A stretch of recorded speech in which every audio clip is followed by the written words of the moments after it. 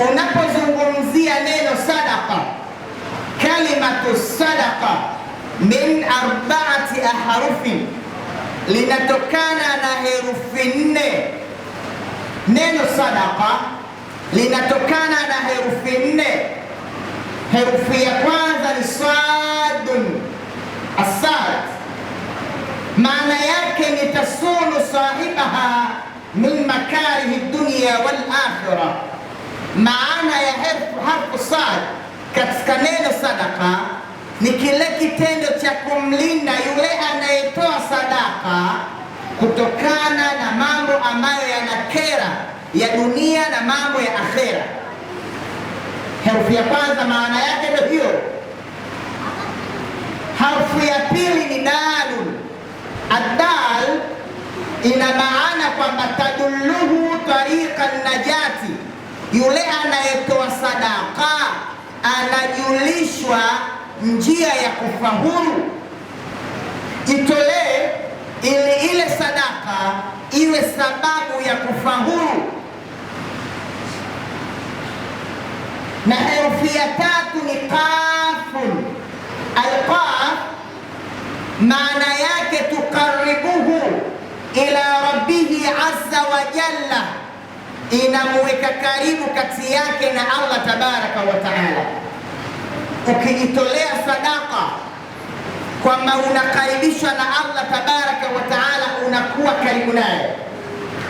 Na herufi ya mwisho ambayo ni haun, tahdihi ila al-a'mali salihat, inamuongoza kuyaelekea matendo yaliyokuwa mema.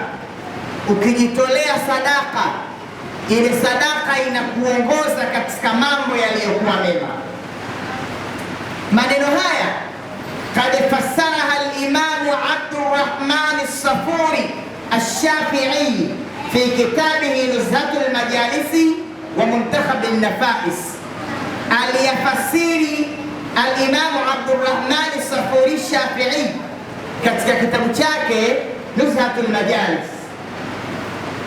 Lakini tukiendelea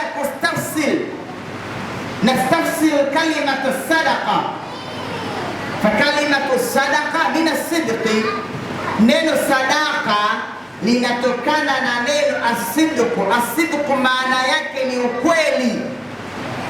As-sidqu maana yake ni ukweli. Asili ya neno sadaka ni kile anachokitoa mtu kwa malengo la kuonesha ukweli wa nia yake, yani mtu anaonesha ukweli wa nia yake katika kujitolea, ukweli wa nia yake katika ibada, ukweli wa nia yake mbele ya Allah tabaraka wa taala. Kwa mfano, mwanafunzi anaposoma anatakiwa alipe ada ya mwalimu. Ile ada ambayo anayoitoa inasimama daraja la sadaka. Kule kutoa sadaka kunaonesha nia yake ya kweli ya kutaka kusoma ile elimu ambayo anaisoma. Matokeo yake fanatijatu dhalika, kila kitu kina matokeo. Baada ya kufanya kitu, matokeo yake kinapatikana kitu kingine ambacho ni ibada, al-muawana, kusaidiana. Mwalimu atamsaidia mwanafunzi kumpa elimu, lakini mwanafunzi anamsaidia mwalimu kumpa pesa ya ada, al-muawana. Bwana Mtume Muhammadin sallallahu alayhi wasallam katika kitu muawana alisema, Allahu fi auni al-abdi ma kana al-abdu fi auni akhihi. Mwenyezi Mungu siku zote yupo katika mtiririko wa kumsaidia mja, muda wa kuwa yule mja yupo katika formula ya kumsaidia mwenzake.